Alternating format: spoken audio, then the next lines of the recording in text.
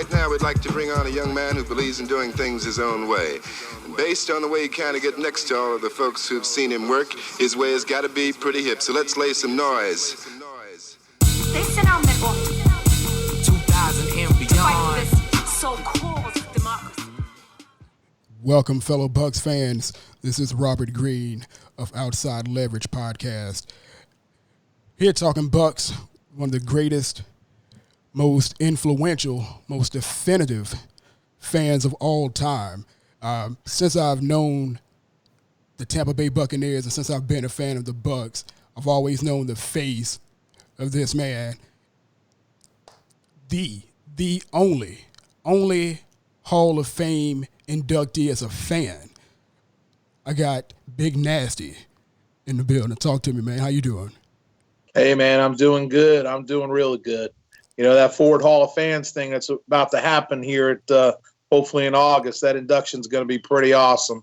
And thanks to the Ford company and for the Tampa Bay Buccaneers to even acknowledge me. That's a big win-win either way you look at it. No, absolutely, man. That's it is a big deal. That was I was so surprised that they actually did a fan inductee, which I thought is super cool. And the first thing I thought, I'm like, okay, that's it. I know exactly who is going to be in it for the Bucks. It's the one guy that everybody knows of. It was you. Like, again, since I've been a fan of the Bucks, I started back in '94. I've known your face. I've known you and what you're doing. Like, can you tell me, I know you've told the story probably 1,000 times at this point. Can you just tell me how you got into the persona and how you got into the character of being Buck Nasty? Well, you know, you got to figure, you know, back in the Bucko Bruce days, everybody wants to bring those colors back. But, you know, I was about 8 years old when I first started liking the Bucks when they first came out. And, I just stuck with them. My buddies were Pittsburgh Steeler fans and Raider fans, and they were winning championships. And I was getting abused as a child back then. But I will tell you, you know, one thing it did teach me was team loyalty and be loyal with your team no matter what, whether you win, you lose, and definitely show your enthusiasm towards the team, your love for the team, and generate it with your family and your friends and just keep sharing those experiences. But, I guess you could say it's come full circle with this Hall of Fans thing, to let you know there are other Hall of Famers out there, too. In 2001, Visa had the Hall of Fans, and I actually got inducted back in 2001 with Visa in Canton. And actually, it's kind of neat. This is my second time around being a Hall of Famer, this time with Ford. But the neat thing about this enshrinement is it's a bronze permanent displayed plaque in the Pro Football Hall of Fame. And it isn't just a marketing or anything like that where the exhibit can just go away. It's something that's permanent. And that's something I'm really excited about. And, there's a lot of other Buck fans that are well-deserving too. I don't look like I'm above anybody else. I just believe we all, cheer our Bucks side by side, and that's what it's about. Yeah, I'm glad you said that because you and I were just speaking just a few moments ago about, this recent uproar about, the infighting. You've probably seen a lot of it over your 30-plus years of being a fan with the infighting and the, bragging rights. This time it's kind of, for us right now, especially for me, this is one of the few times I've actually seen it to this level with the infighting and so forth. And it's almost on the good side and it's also in a bad area. And I kind of just want to get your quick take on it. Like, you've seen it. Like, how would you rank it? If you had to rank it, or if you had any thoughts on if it was bigger than anything else, or is it just another part of fandom that everybody just need to get used to? The crazy part of it is I've been a fan before these camera phones and these telephones even had cameras. So I can remember CVS giving out cameras at the stadium for a game day giveaway. And I wanted to kill him because I didn't get out of there until like 5 hours after the game. It was crazy. When you actually had to go to Walgreens to get them printed up, or a CVS, like the camera that was made. So, no, I think, honestly, social media has definitely been a huge part of, I hate to say it, divide. Yeah, it gets you the information out there quick, sometimes true, sometimes false. But, everybody's looking to get Buccaneer info. Everybody is. I mean, I love it when I see stuff. When I see it announced, I go, okay, is it really happening? Like, perfect example is, the GOAT coming to town. I was all the way to the end thinking, okay, it's a negotiation tactic to get Jameis, on a lesser contract, which only benefits the team anyway, because you could sign others, free agents, and obviously get everybody under contract for the long haul. But this divide, and you said that, this divide, I get it's got to come down to this. I mean, you say I'm the face. You mentioned that being the face. Well, if I've been around so dang long and I don't look like I'm above anybody else, nobody else should be either. Because what it's all comes down to is the 12th man coming together. This is pro football. This is Buccaneer football. What we're all supposed to do is go and show up at the stadium if you can financially. I know it's not affordable for everybody, but you know what? You can still cheer them at home. You can still wear your colors during the week. You could also wear your colors and your team pride no matter where you're at. And the neat thing about social media is, you see it countrywide now. Let me take that back. Worldwide. And I could tell you back in the day, being the only face painter back then and people wore bags over their heads, I'd never seen that come. And I was just praying, hey, man, one day we'll have it like the black hole and we'll have fans all painted up. And lo and behold, we're still not at that level of what I call the face painters, war paint, whatever you want to say. You don't have to be a face painter to be a nutcase fan. All you got to do is grab a ticket, sell that place out, and be loud. Be the 12th man advantage. I hear this thing, like you said, which blew my mind. I even did a post on it. I thought it was so ridiculous. They're just jumping on the bandwagon because they're Tom Brady fans, or now they're jumping on and they're not Jameis fans, or let me put in plain words. I'm a close friend of Jameis Winston. I'm as close friends of Tony Dungy. I've seen raw deals where people have actually left the team and it hasn't felt very good. And neither one of those cases have felt good for either one of those people. But here's the deal. I'm a Buck fan, a Tampa Bay Buccaneer fan. I'm team first, players second, because players do come and go. The team never goes. And I'll tell you what, the only way the team leaves is if you don't support the team. And that's what it's about. And I don't care if you've been a fan for an hour. You put these Buck colors on, come on out. Because if you're a season ticket holder, you know what it's been like the last several years of seeing opposing fans come into our stadium, and I'm sorry, literally take over the stadium because either we're having a bad performance, but what's terrible is, you're hearing them, we're at 3rd and 15, and you're hearing that opposing team screaming in your own stadium. That's flat out embarrassing. But I got to tell you, I've been here long enough. That's the way it was when we were in the Norris division, when the Packers came to town, when the Bears came to town, when the Lions came to town.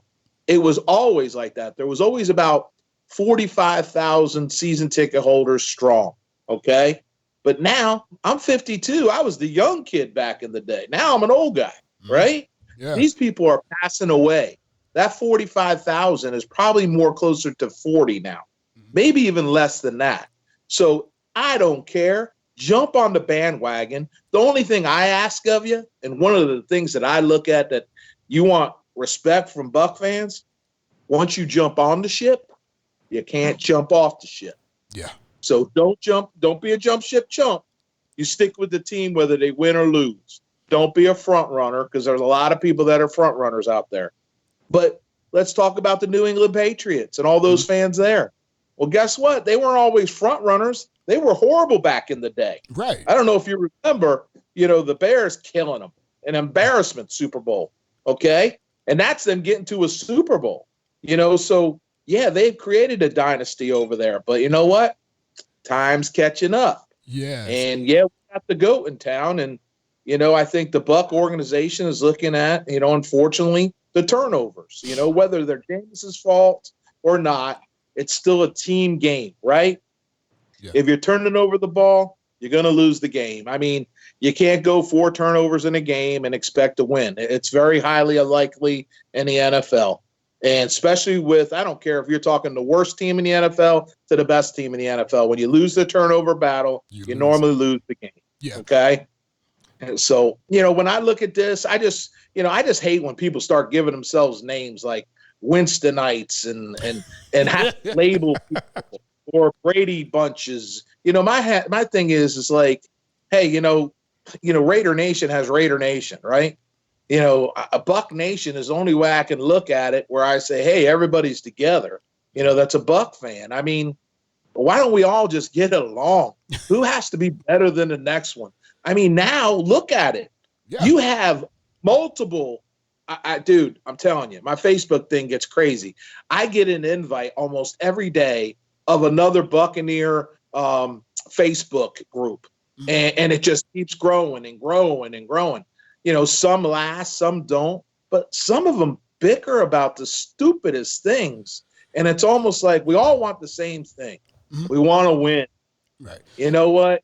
You don't always get to win. If it was that easy, everybody would win the Super Bowl, right? Exactly. I mean, for God's sakes, look at the Cleveland Browns, and we're sitting here. They know what we feel like. You know, I could actually look at them and go, hey, they've experienced losing, but at least we got a trophy, you know? Yeah. So I don't know, man. I just look at it, this divide. I'm not for divide. I think it's ridiculous. I think we all should just get along, love our Bucks. And who the hell cares if they've been a Buck fan for a day or a Buck fan for 50 years, you know, before our organization even started? It doesn't give you any more clout than the next guy. No. So bottom line is just get there and do me a favor. Don't be a golf clapper. Get loud at the stadium. Let's all become the 12th man, and let's give our team a little bit of an advantage. That would be beautiful. That's what it's about. Yeah, and I'm with you, man, because I've been a season ticket holder now since basically 2006. I've been a season ticket holder since 2006, and now when I got on the list, it was like a 10-year waiting list at that point when I got on. So I was crazy. I lost my mind when I finally, but I didn't get to it my first game though, the 2009. Josh Freeman and all those guys when they got on, and Jerry McCormick, those cats came in. So I didn't get in until then, like my very first game. So no, I've seen it completely quiet. I've been in the area where all black jerseys, all New Orleans Saints, who that chanting people out of the building, like, and it's been bad. I just like you, sat through the whole, you know, the winless home season. We went 0-8 at home. Damn near brought me into tears, man. I was just like, what is happening? But I kept coming back because I'm a fan of the team. Exactly. And it's funny because, like, we went to London. I remember selling a lot of memorabilia and my golf cart and everything to gather cash enough to go to London because I figured once in a lifetime bucket list for me and my family. We had a blast. But here's a perfect example. We were in London. You were the home team, and we weren't the home team. There were more Panther fans than there were Buck fans, and it was loud. I'm going to tell you that right now. I'm not saying that Buck fans didn't show up because we got a nice little group over there at the UK that know how to represent the Bucks, but also the hometown group. I mean, I was really surprised how many people make the effort to go across the pond. And I'll tell you, it was strange over there too, man. They had a lot of, I guess, boycotting and stuff like that going on. Really? I swear to God, I thought it was the purge for 1 minute, man. People were walking around in red. I was freaking out, to be honest with you. But as soon as you had a couple Guinnesses, I was good. You remember what the? Do you remember what the whole uproar was about? All that protesting, whatever it was. Actually, from what I understood, because even me, I'm like, I don't care. I'm originally from New Jersey. We walk anywhere we want to go, right? Yeah. And I end up walking through the experience, and what it was about saving the earth, environmental, and I gotta be honest with you, I didn't see any nothing violent whatsoever.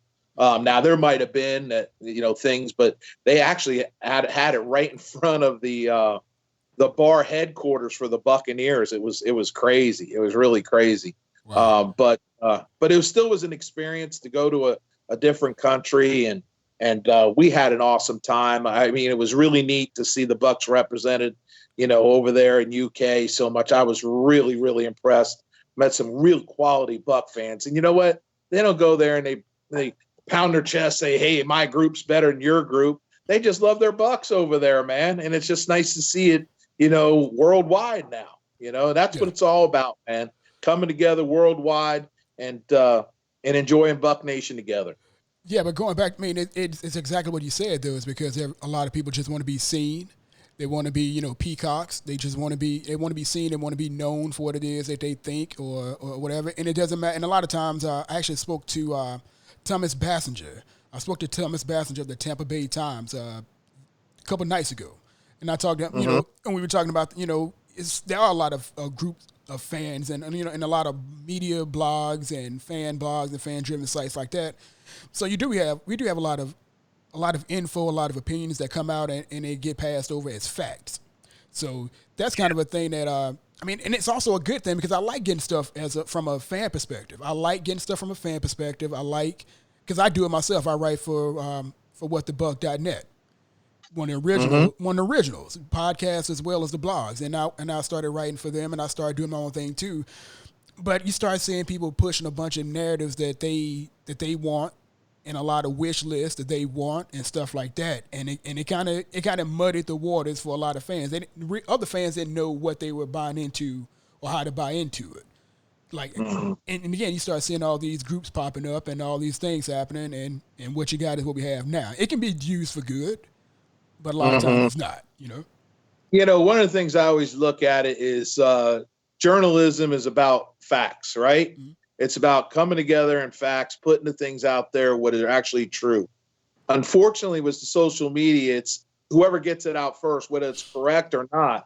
And, that kind of hurts things, man. That could hurt people. Which I'm not a big fan of. I mean, some of these things, you get literally, I remember Jameis went to the doctor and because, he had the knee surgery and had a brace over his thing. And right away, that picture got posted on Facebook and people ran wild with it. And then guess what else?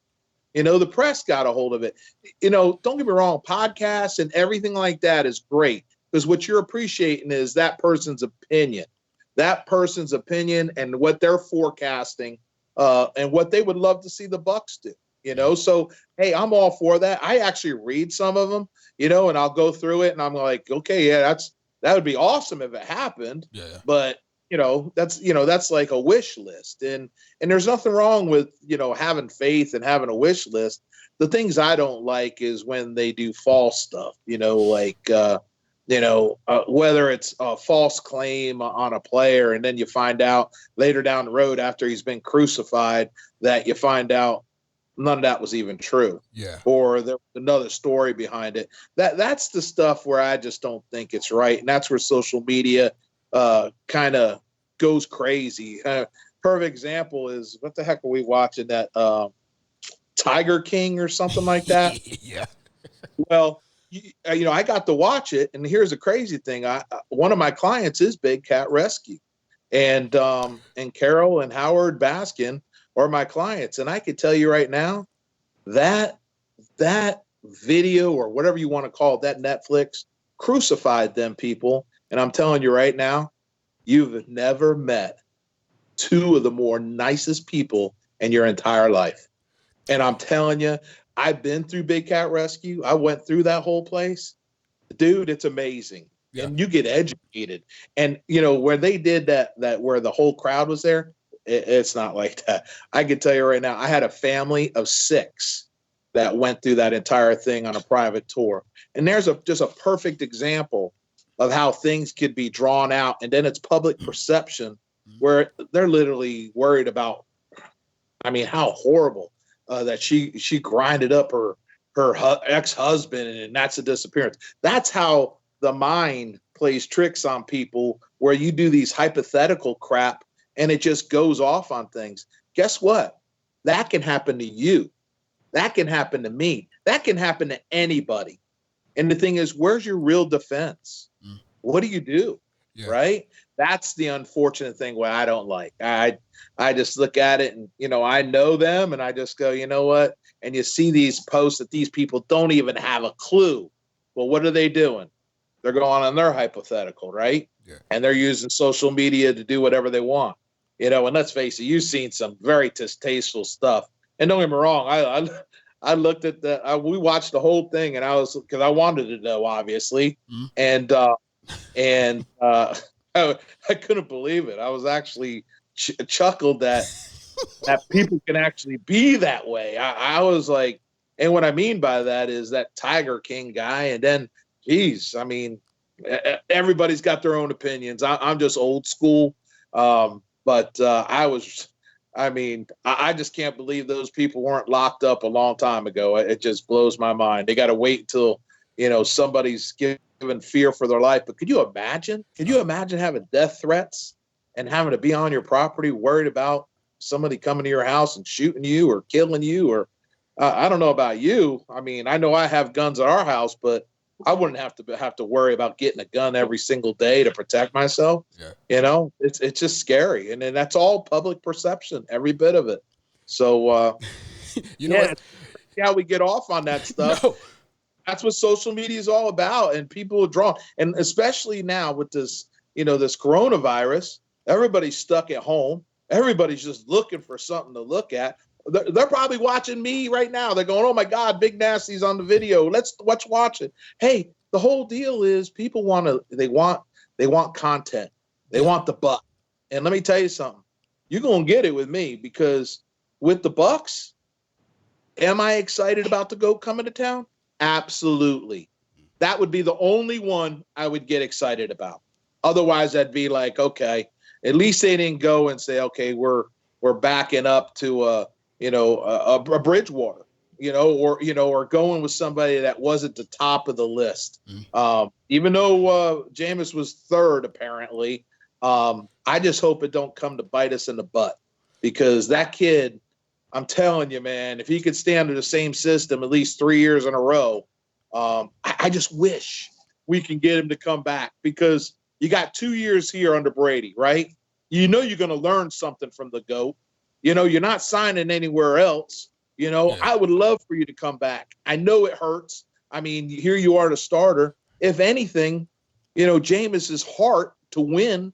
I mean, if I was him, think about it. Broken hand, the knee problem. And he still played the last 3 games. Well, guys, I don't mean to sound bad here, but these wide receivers came from the garbage heap. I mean, you tell me where these wide receivers came from. I've never even heard of them. And they weren't running right routes. So I mean, I was just surprised that Perryman had such a great few games there. I was like, at least he had somebody that was coherent that can actually run a route that's called.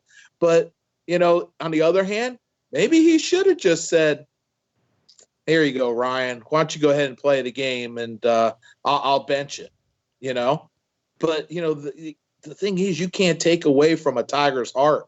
And that guy's got heart, man. He wants to be the best. And that's part of the issue. He's going to be good somewhere else. There's no doubt about it. I've seen the Steve Craigs. I've seen the Doug Williamses. Believe me, he's going to be good somewhere else. So I wish him the best. I pray to God he would come back. But, Buck Nation and the Winstonites or whatever you want to call them, hey, man, it ain't about that. It's about the team. You stick with the team no matter what. Hey, if you got to leave, I totally get it. Go to where, am I going to be a Jameis rooter? Oh, absolutely. But if he plays the BUCS, hell no, I'm not. He knows that. Gerald McCoy, perfect example. Me and GMC were really tight, still are tight. But I'll tell you right now, when he was playing us in Carolina, I was booing him. He knew that's just part of the game. Right. We're not there to shake hands during the game. We're supposed to get loud and make a difference, and help our team. And when he's on the opposing team, I'm not going to vote for him. I'm not going to push him. I'm not going to, I will shake his hand. I'll give him a hug because at the end of the game, because he's a great person, but you got to root your BUCS forever, man. That's what it's about. It ain't about an individual on the team. It's about the team in general. Yeah, and I'm 100% with you on being a fan of the team instead of a player. I mean, and you've seen a lot of good players come and go. Mm-hmm. Through 30 years, Absolutely. you've seen a lot of good players come and go. And I know we do differ on like some of the quarterbacks, or not. Well, just Doug Williams possibly, and a couple others. So a couple others went on and they've had success, or they've been on Super Bowl winning teams, or they've been on playoff teams, but they weren't, always a completely different quarterback than what they were here in Tampa. They then, evolved. Steve Young is the one that stands out to me. Of course, I think we gave up on Steve Young after 2 years. It was crazy. That was back in the times when people used to draft 2 or 3 quarterbacks in the same draft, and then they pick one and throw the other one away. But you do. And we were under Culver House, so not the best of ownership. But hey, he's still our owner. Still love the BUCS back then. I still backed him. Then Glazier came in, and I'll tell you right now, Malcolm was great. Before Malcolm passed away, oh my God! I mean, how many owners would walk up 64 rows up in Tampa Stadium in the beat of heat, August, and shake hands with the fans? He wouldn't take the elevator up. I don't know if you remember the old Tampa Stadium. They had an elevator, and it went up to the press box. He walked it. And I don't know if you remember, they had that loop thing where you had to walk it. That poor man walked it every single time, and I just thought that was the coolest thing. And, and his family's doing a good job too, man. I tell you, when you're paying 2 coaching staffs in the NFL to make your team better and to find those diamonds in the rough, you can't say they're being cheap, guys. They're definitely putting whatever it takes to bring another championship to Tampa. Otherwise, do you really think you'd see Tom Brady coming to town? Right. And I'm not a part of that whole group that, that kind of down talk the owners so much, because I wasn't around. I think that's more of to me, I think that's a local group that normally does that has that strong criticism of the owners and so forth. I never really had that. I mean, I'm from Northeast Mississippi. I moved down here. I was a Bucs fan before I ever thought about moving to Florida. I ended up in Florida in 2001.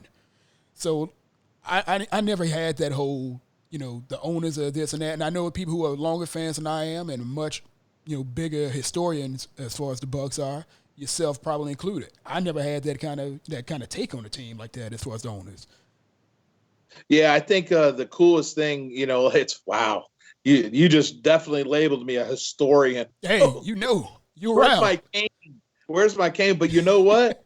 I think it's our jobs, and I literally look at it as our jobs to try to educate the younger, because it is pretty fascinating to see what the Buccaneer, because I don't care what you say. I mean, don't get me wrong, I put the Cleveland Brown fans up there for loyalty, but if you've been a Buck fan since they've been here, that's like the loyalty god, because I mean, the things that they went through and the teams that you went through. I mean, everybody knows I love Warren Sapp and I wear his number 99, right? Yeah. And everybody's heard of John Lynch mob and the hardest hitter in the NFL, and golly, he's going to keep getting robbed for the Hall of Fame, and but I could tell you, there was a John Lynch back in the day called Mark Cotney. Mark Cotney was nicknamed Captain Crunch, number 33, defensive back, strong safety. And when I was a kid, I ended up going to these little football camps that, my mom and dad, blue collar workers. I mean, $250 back when I was 8 years old is a crap load of money. And I remember them saving and pinching to get me and my brother to go. And that's where I think the team loyalty comes from, is you meet those players. And back then, those players stayed with the team for a long time. Yeah. It wasn't like now where you have free agency and they come and go. I mean, it's very, very highly unlikely that you see, a Derek Brooks. You just don't see that anymore.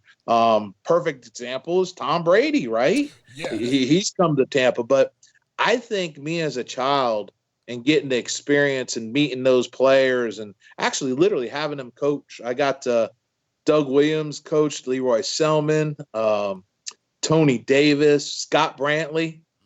Talk about laying a lick. And then, Mark Cotney was the best coach I think I've ever had, man. He gave me the keep working mentality. And I was never the most talented football player in the world, but I will outwork you. And that's one thing I do to this day. I'll outwork you in business as well. That's just the things that I learned. You know, I might not be the most talented and I might not know everything, but the things I don't know, I will work hard to find out. And I will always have the best interest in anything in a positive way. And I guess that's where we get back to the social media. It's not always positive, you know, and it's easy to kick a dog when he's down, right? And but I'll tell you right now, and I think that's why Buck fans kind of get a little pissy, I guess you could say, when you get these new guys that want to jump on the bandwagon. They haven't experienced the losing. Well, guys, let me tell you something. When Tampa Stadium, and I still call it Tampa Stadium, when that place is rocking and you're hugging people that you don't even know right next to you, and you're winning together, you're not part of the game. You didn't make no tackle. You didn't make no catch. All you did was cheer together and loud as you can be. And you know what? If we get a tip pass and it picks off, or they get an offsides penalty because we're so loud, that's like our way of saying, hey, that's what it's about. That's our participation to the game. So if we can actually fill Tampa Stadium back up again, it would be amazing. And I guarantee you aren't going to worry about if that fan over there has been a fan for a day. When you're winning, it's the best thing in the world, boy. It's better than apple pie with ice cream on top. I'm telling you, man. Like I said, a week or so ago, I had Derek Fournier of What the Buck. He joined me and Chris Fisher and those guys, and we were talking about, you know, the same thing. And again, that feeling of just being in the stadium, whether it's full or not, when you got all the home team, when they all yelling and cheering at the same time, man, you can drown out who the hell ever.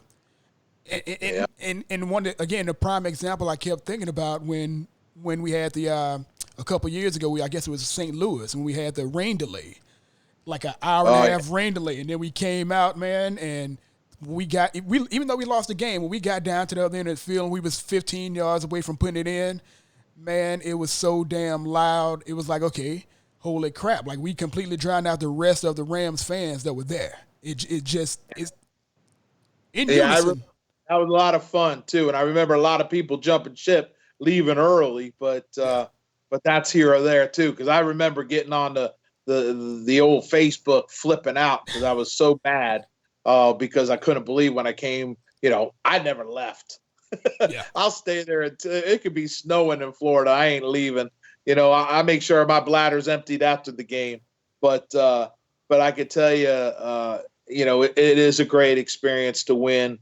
And it's even better to win with you have what I call Buck fans together. I mean, it's amazing. And literally, it actually becomes emotional.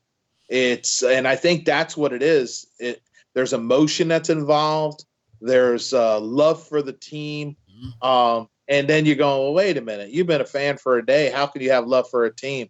Let me tell you something. You don't think that person's just as happy as you are?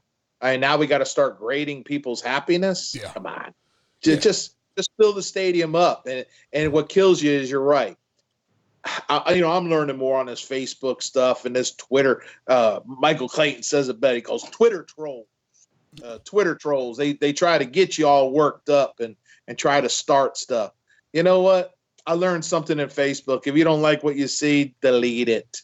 Easy thing to hide button. You hit the hide button. Because let's face it, not everybody's going to agree on everything. Some people are going to look at me and go, oh, Big Nasty, you're the nicest guy in the world. You get along with everybody. No, I don't get along with everybody. Not everybody agrees with what I say and how I view things. It's just this is the way I view it. This is the way, if you're asking for a Buck fan that's been around a long time, I just think that we're all equal. We all cheer side by side. And if any of you think any different or you're above anybody else, then you need to check yourself. And that's what when I see the divide and about, oh, they're new, what's your season ticket holder? You know, half of them, you know, if you can't afford a ticket, I get it. I completely understand it. But when I see the stadium empty and I see the cheap seats, still available? I go, well, not everybody cannot afford to go to the games. You choose if you really wanted to go to games. And the people that can't afford it, I guarantee you they're watching it on TV, and there's nothing wrong with that. I mean, don't get me wrong. It's so hot sometimes. I wish I was sitting in the pool watching my TV behind me, watching the game. Hell yeah.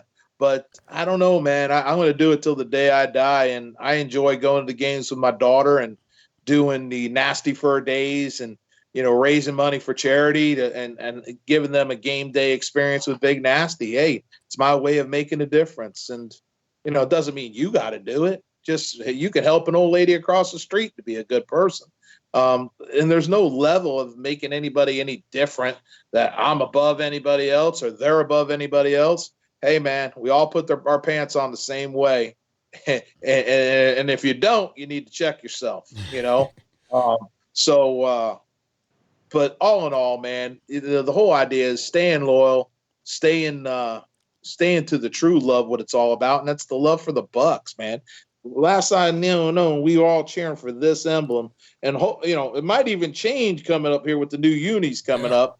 But, that's what we're about. We're not about individuals. We're about a team. And last I seen team, there ain't no I in team. So that's just what I'm all about, man.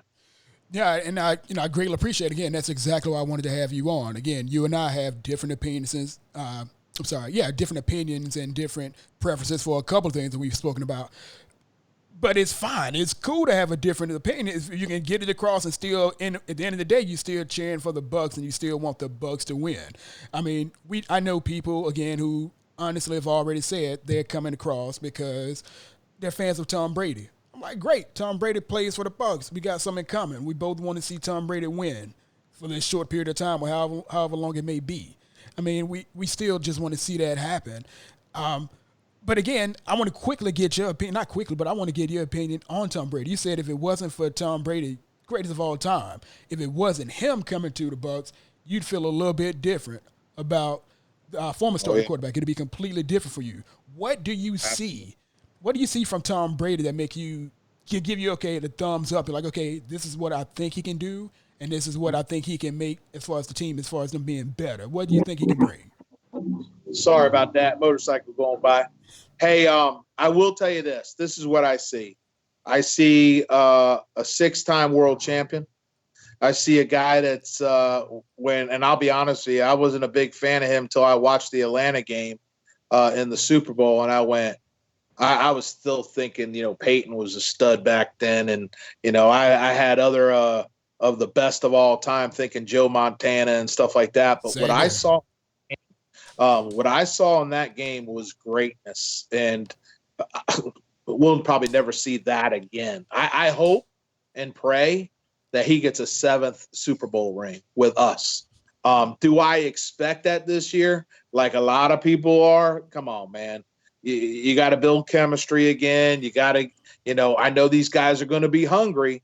I think our defense is going to be much improved. I think, you still got to develop that chemistry, which, Jameis had with the Mike Evans and the Godwins and the Cameron Brates, But one thing I know is when you bring somebody new to the plate that actually can make a difference and has the experience of winning, never a losing season, man. Holy moly. Never a losing season. That's crazy.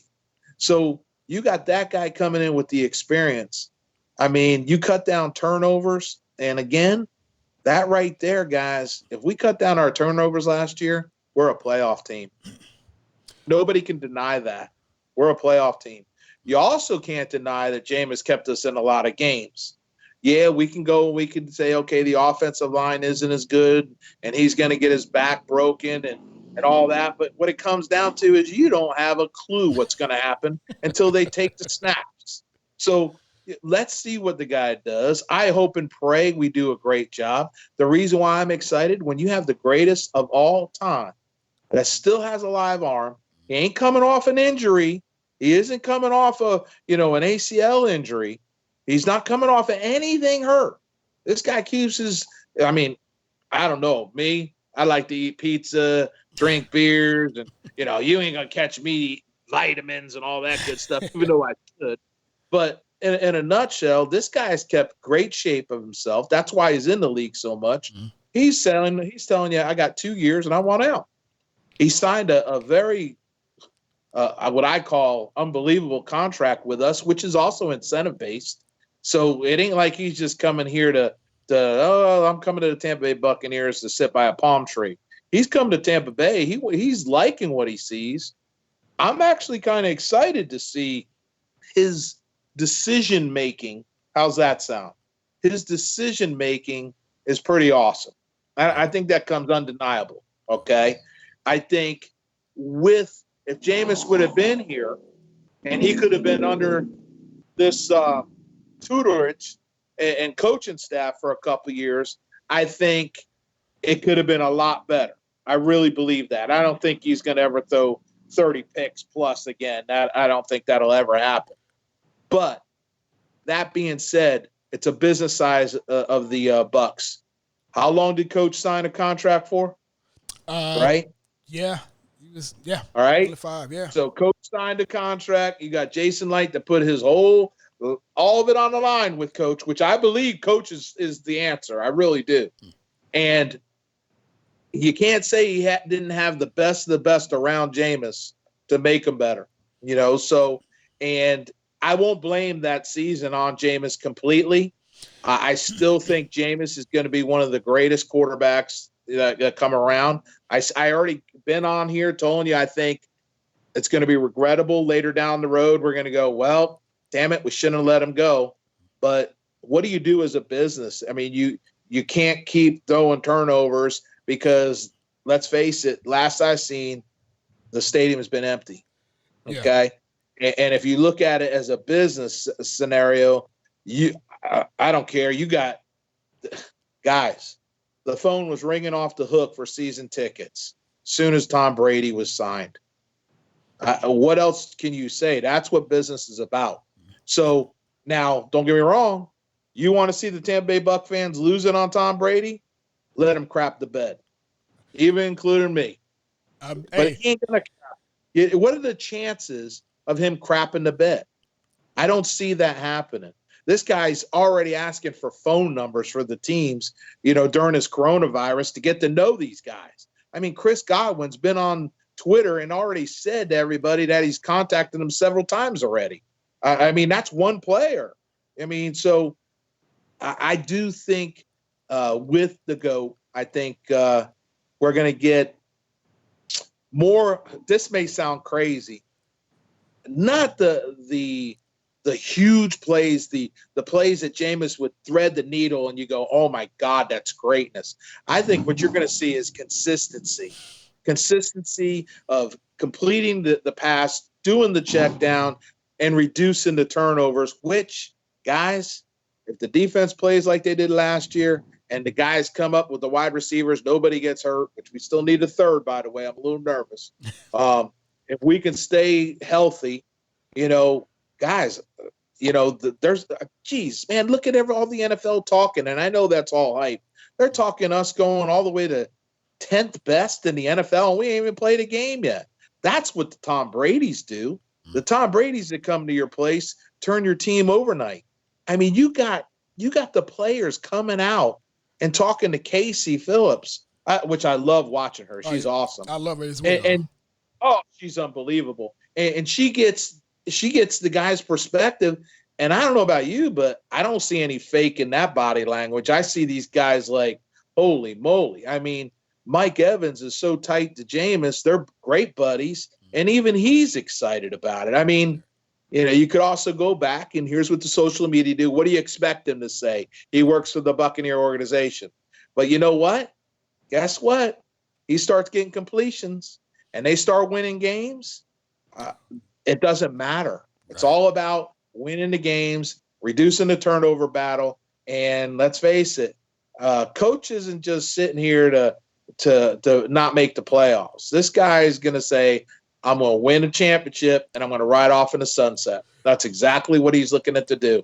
Do I think we have it this year? I don't know. I'll just watch and see, and hopefully make the playoffs.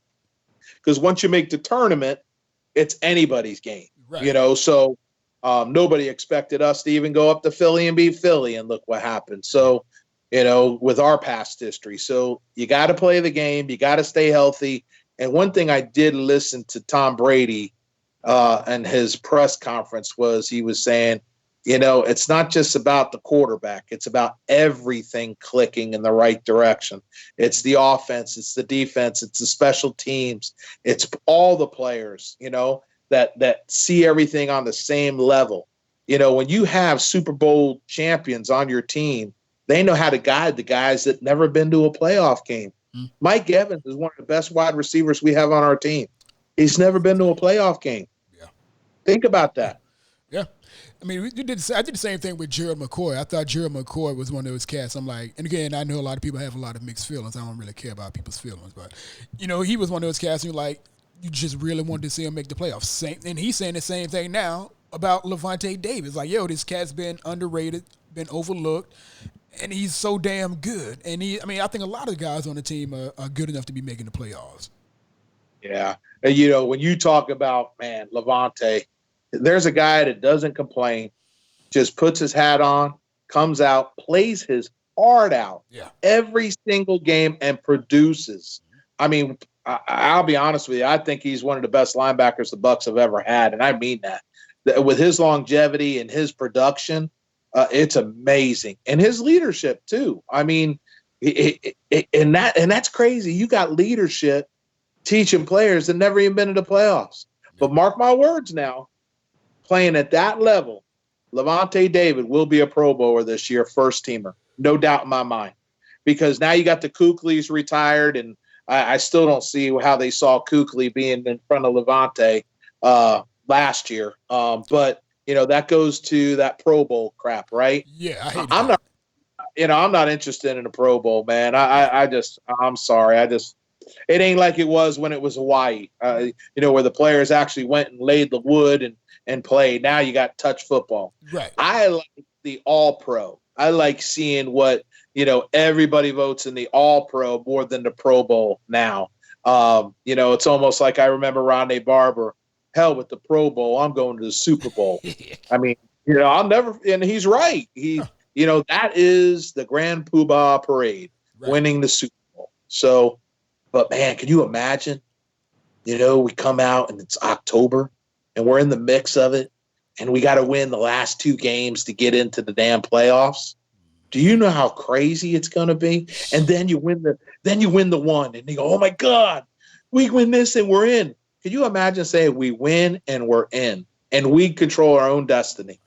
I don't know about you. And having a home game, y'all might have to give me mouth to mouth because I might have a heart attack that night. I'm telling you right now because I'm so jacked and I'm excited because, you can't keep doing the same thing over and over and over and expect a different result. You got to change things up. And let's face it, I think the BUCS were even shocked they got Tom Brady. I really do. I think they went and they tried. They didn't think it was going to be available. And then when they found that crack in the armor, and you can't go and say they overpaid him. No. It wasn't like, I mean, no. I don't know what deal they offered Jameis. We don't know that. I just remember, I just hope Jameis's agent did him right because – and I have no clue if he did or not, but I remember a guy named Eric Rett, and Eric Rett had an agent that asked for the moon, okay? And he got screwed. The BUCS didn't sign him. He ended up not playing. He ended up going as a backup, and I think he ended up playing for the Ravens back in the day and never got a contract extension that he deserved because he asked way too much. And it wasn't, how can you say that he wasn't worth it? It was because the organization couldn't afford to keep him. Yeah. And I think that's where the BUCS were going, well, what's our risk reward? I'm really happy, Jameis is taking care of himself and getting, bettering himself, which the kid let me tell you something. There's no harder worker than anybody I've ever seen in a Buccaneer uniform than Jameis Winston. That guy is just insane. So that desire to be a champion, the work ethic, eventually it'll all come to play, and he'll get there again. I just, like I said, I pray that one way or another he can just come back, because we're only talking 2 years, man, and you're one injury away from starting again. So if he doesn't sign with another team, which I think somebody will smarten up and sign him, boy, I would love to see the BUCS make an offer to keep him. I know it'd be a little bit odd, but I know a lot of Buck fans out there that love Jameis, and including myself, not just the football player, but the person. And it'd be neat. I just don't like seeing him almost like outcasted. It doesn't make the team look right. And I just think there's a lot of upside on that kid too still. So I wish him well. I hope he, we always have a saying, once a buck, always a buck. And, if he does leave us, hopefully one day we can get him back. But let's just hope these next 2 years are pretty special, and we can get a playoff berth and, what I call be irrelevant again. Win a championship. That would be super. Yeah, man. Well, the relevancy has already returned. We've seen it. We touched on it earlier with the whole almost a debacle when it comes to the to the season tickets, man. I'm so glad I renewed mine the week before. Yeah, because you ain't getting that increase. Man. That was the crazy part. The people that had the season tickets didn't get an increase. It was the new people that got the increase. And I was like, what do you mean increase? I remember that 250,000 waiting list in the middle of a recession, and they increased it by 30%, and they wonder where that 250,000 went. Yeah. So obviously the Bucs ain't going to ever make that mistake again. But I will tell you this. I mean, the Buccaneer organization is first class. I mean, you got guys like Brian Ford, the COO of the Bucs, that he's not a phony. He's a real deal. This guy will take care of you. At first, when I first met him, I'm like, damn, he's always shaking hands, man. He's always talking to people. Yeah. Is this guy the real deal? And, after many years of knowing him and actually becoming a friend of his now, he's a pretty good guy. And he's great for the Buccaneer organization. And I think they deserve it. The Buccaneer, all those ticket brokers, as far as at Buccaneer headquarters, you know how tough it's been on those guys? Think about it. And for those to get the, come on now, for the ringing and saying, hey, I like to get season tickets. Well, what do you mean I can't get a lower level? Well, oh my God. Are you serious? You can't get a lower level ticket? Oh, I don't care. Then give me a 50-yard line upper deck. I don't care. Just get in the game, because I got a good friend of mine, D's Bucks. And familiar. Oh, he's the best, dude. That guy is awesome. And one of the things is he don't even sit in a seat. He just gets a ticket and he goes into the concourse area, not by the ship, but the other area. And he's cheering the Bucks on right from there. That boy stands up the entire game. I go, Brand, you better be careful, brother. You ain't getting any younger, man. And I know it. And you're wearing that latex mask. I know it's hot. So, but great person, also another great friend. And yeah, D's is something else, man. I'll tell you, when the Big Nasty finally retires and hangs it all up, it's nice to see there are some cool super fans out there that can keep it going. Now, there are a lot, man, and I greatly appreciate those cats. A lot of them are part of the, what the Buck crew and so forth, and I always see them at the only Hall of Fame tailgate in Florida, in Central Florida specifically. But, yeah, a lot of those cats do exist, and, man, and you, again, have been, in my mind, for as long as I've known the Bucks, as long as I've been a Bucks fan, since '94, when Hardy Nickerson came on board. When I first got my glimpse of Hardy Nickerson, that's when I saw you. I saw you in the crowd, and I'm like, holy crap, like they've got their own human mascot. Like this guy, like every time I saw the Bucks, I related the Bucks with the guy in the rhino horn hat and the big face paint, and I'm like, yo, that cat is something else. Like I gotta catch up with this cat. Like this is a Bucks guy. Like he's got to be like the mascot. You've been a face one of the faces of the Bucs, but definitely one of the more prominent faces, and you stayed. Yeah, it all comes down to longevity, man. Like I told you, team loyalty and sticking around. Obviously I can't do this forever. There's a lot of them, you can label people face of franchise. I don't believe in that garbage. And I don't believe in just having to get on TV all the time either. The main thing is what you're remembered as. When you got kids coming up to you as adults telling you, hey, I remember when you came to my school and you talked about drugs are nasty, or hey, I remember meeting you with my dad and he's passed away now, and now I got my kids that I'm bringing to the games, and you were a big inspiration of coming to a Bucs game. It's you look at it, you're looking at this rhino head guy that and you're going, what the heck is that? And then you go, well, what do I look at it as? I look at it, remember that there's one person out there that's their first game. And my job is to make their game memorable, whether we win or lose. And if it has to do with being nice, taking a photo, and saying some nice, kind words to somebody, how hard is that, right? And I wish every Buccaneer fan that considers themselves a face painter or a nickname or whatever, I hope they do the same thing, because, when it's all said and done, we're going to be dust and buried, but, your memory lives on. And, and that's something I'm really proud of. That's why we instill it in our families. And I know a lot of super fans that are involved that do that now, and it's really refreshing to see. And they have their own ways of giving back, and that's refreshing as well. But, like I said, you ain't got to be a super fan. You ain't got to be a Hall of Fame fan. All you got to do is pewter and red till you're dead, and make sure that you fill up the Tampa Stadium and let loud and proud together. Man, you couldn't say it any better. That's exactly why I've got the one and only Hall of Fame Bucs fan, NFL fan in the world. That's exactly why I wanted to speak to you, man, and you did not disappoint, and there's nothing else left for me to say other than thank you. Again, like I said, since I've been a fan of the Bucs, I've been a fan of you.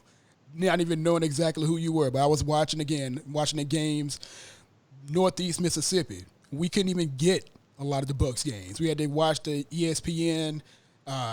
We had to watch the highlights at the end of the day, the end of the week, whenever we can see it. But whenever I saw that helmet in the stands and I saw that face paint, I'm like, yo, we in there. We in there. Some fans in the building. Again, I greatly appreciate you, and I thank you for your time, man. Before I let you go, though, are there any other charities or any of the other organizations, anything you want to speak on before you get out of here, or any other message you have for any fans, anybody who's paying attention?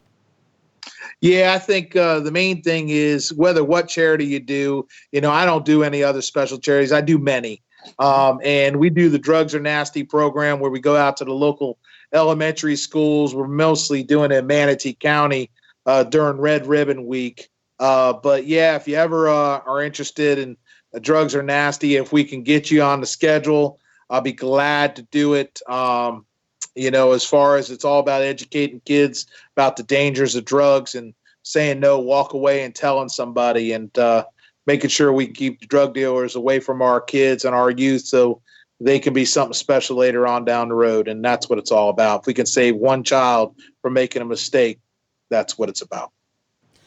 Hey, well, I greatly, once again, thank you, man, for your time. Again, I can't thank you enough. This has been pretty much everything I could have ever asked for as far as having you on for a guest. That's why I sat back and just listened to you. I love listening to different perspectives. I love listening to other fans, especially knowledgeable fans like yourself. And I want to thank you on behalf of myself and the rest of every other Bucs fan that took the time out to listen to you. Anybody who's out there listening, guys, you have been listening to Outside Leverage with your host, Robert Green, and the only Hall of Fame NFL fan in the world. First, only, Big Nasty. God bless, go Bucs, and stay safe and healthy, my brother. I will do so, man. Thank you again. Appreciate you.